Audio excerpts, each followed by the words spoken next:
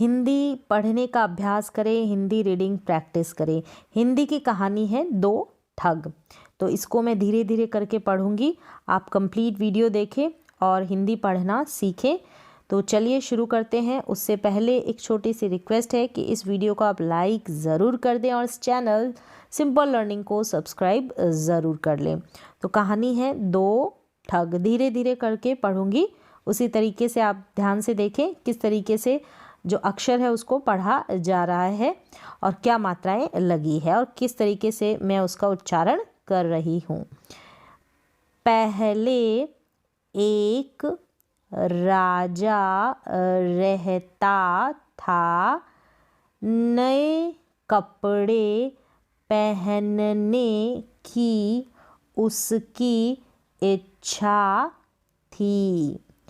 राज्य के खजाने का धन वह वस्त्र बनाने में खर्च करता था।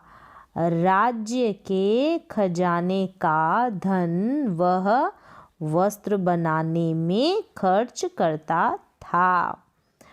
उसकी इच्छा थी कि लोग उसके वस्त्रों को देखें।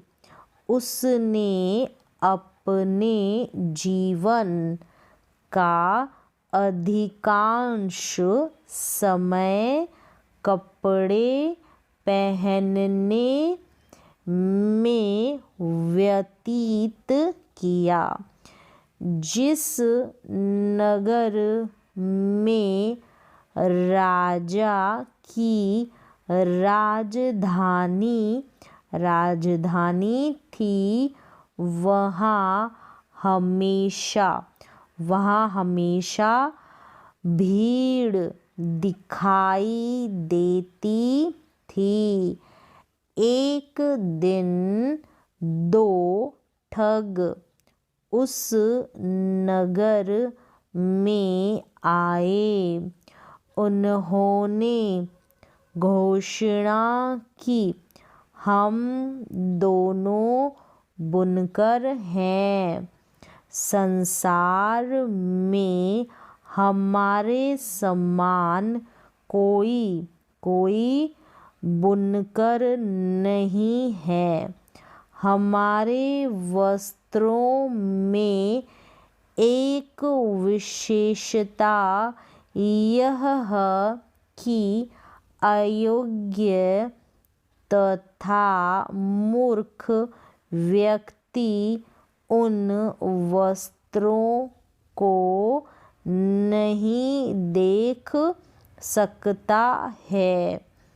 राजा ने मन में विचार किया कि ऐसे वस्त्र पहनकर मैं क्षण भर में ही पता लगा लूँगा कि कौन आदमी अयोग्य है।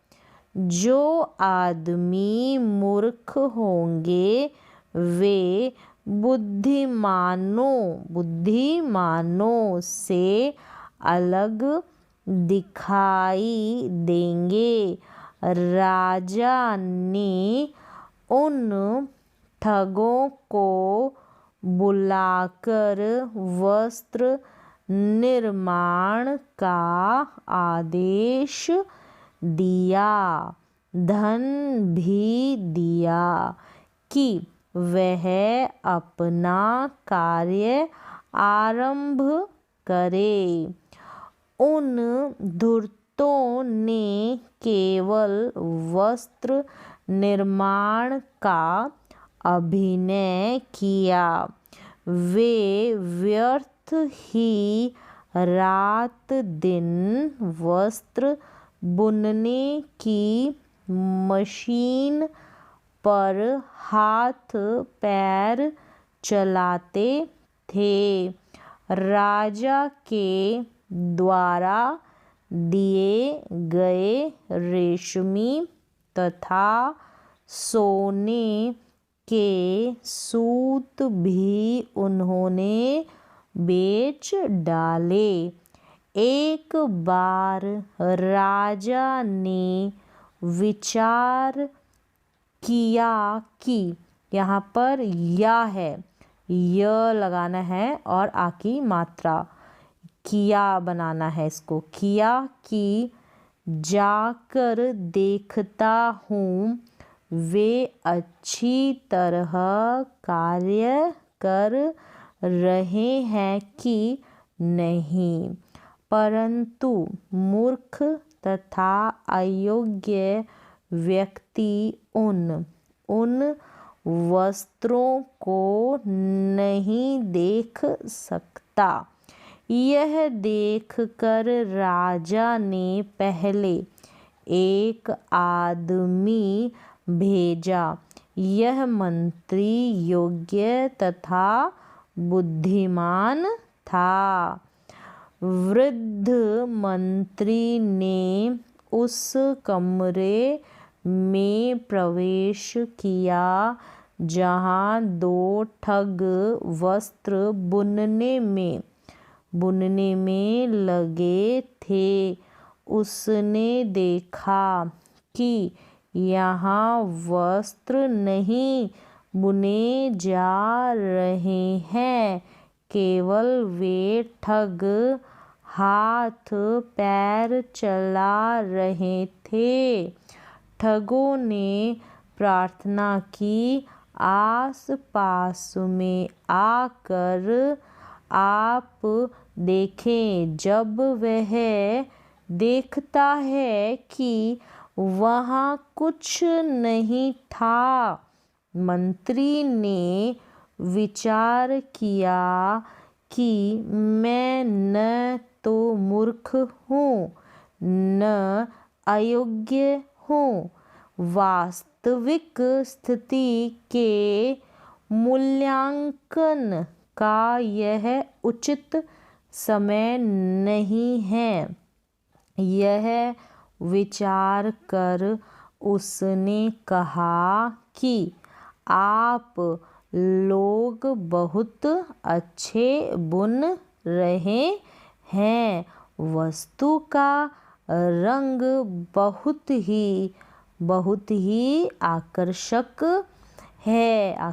है।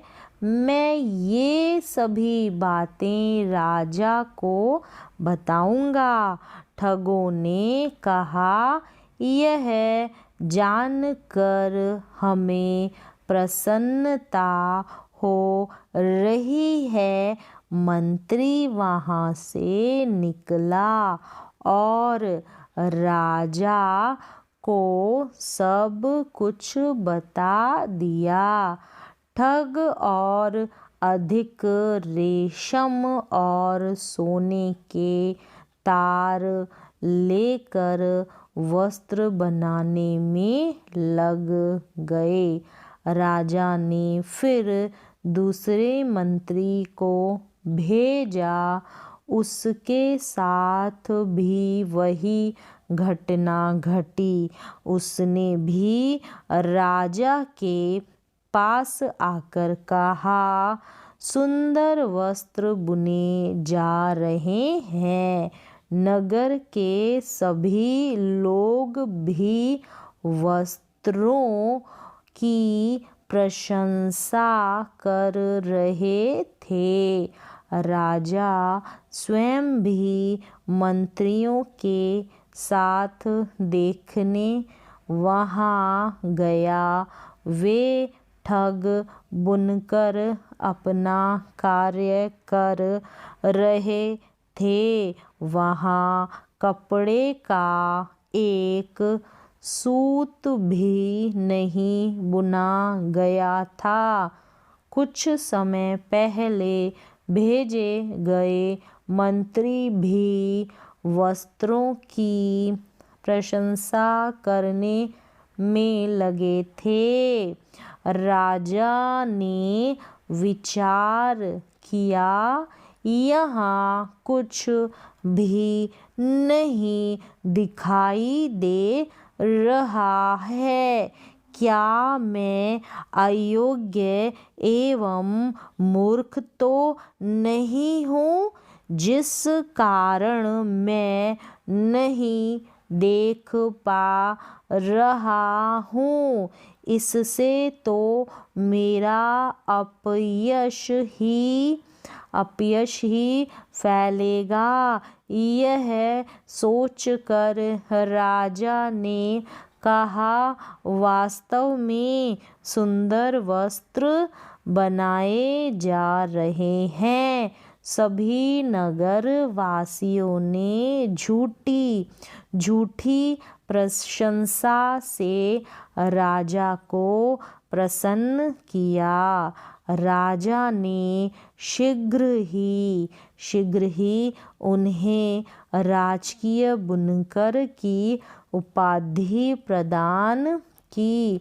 सभा में उपस्थित लोगों ने राजा को कहा कि आप महासम्मेलन के अवसर पर इनको पहने। राजा ने अपनी स्वीकृति दे दी।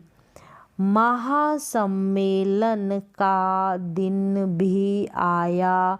नगर की गलियों में भीड़ एकत्रित हुई।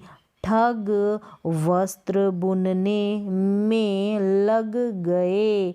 उनके अभिनय से ऐसा लगता था कि वे वास्तव में वस्त्र बुनकर आए हो। संदेश वाहक ने राजा को सूचित किया।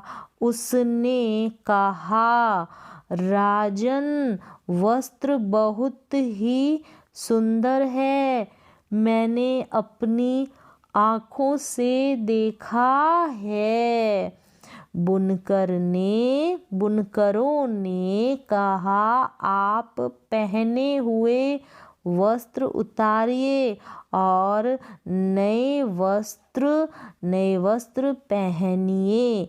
राजा ने ऐसा ही किया। ठग फिर वस्त्र पहनाने का नाटक करने लगे।